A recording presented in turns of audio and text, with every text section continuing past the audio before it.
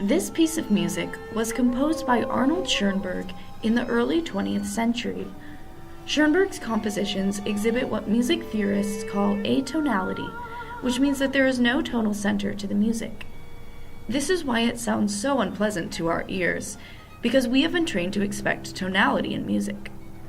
Let's consider an example. If I play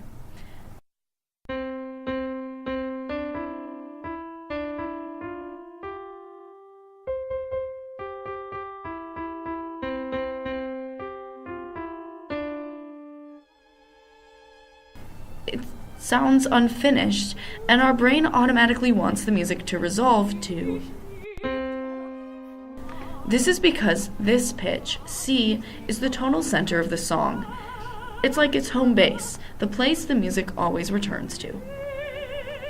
Atonal music, on the other hand, does not belong to any key and has no tonal center. Schoenberg created a technique of composing this music that is called the 12-tone technique. Because Western music contains 12 tones, Schoenberg wanted to devise a method of composing music that would give equal weight to each tone. To do this, his method uses a tone row, which consists of all 12 tones stated only once. This row can then be transposed up or down, reversed, or inverted. A 12-tone version of Row, Row, Row Your Boat, for example, would sound something like this.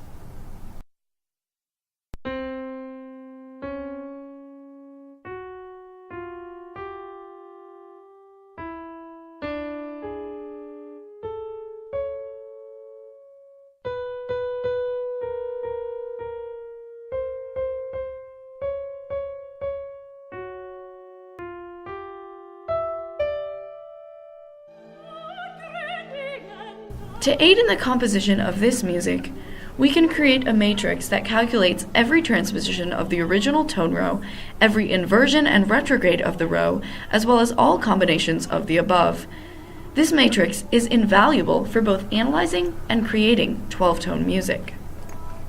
Due to the importance of the 12-tone matrix, I thought it would be fun to create a program that generates a matrix based off of a tone row of the user's choice.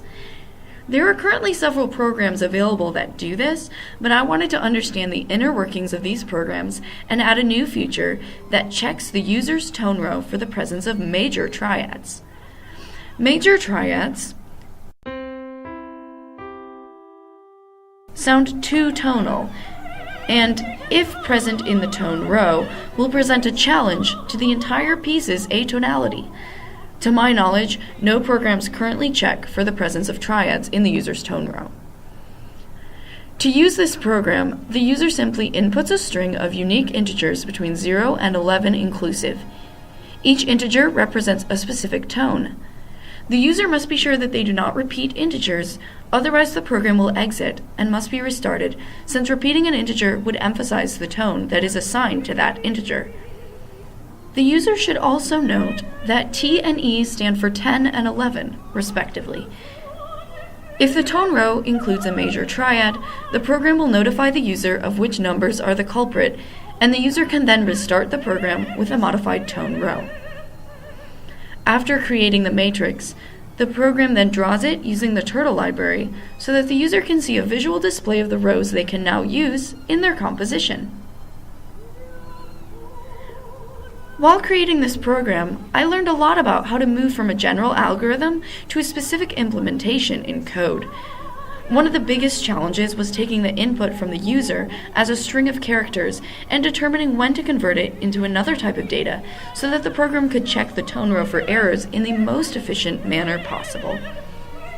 I also learned about applying classes to specific problems and how complex a simple task, such as checking the tone row for major triads, can be an implementation.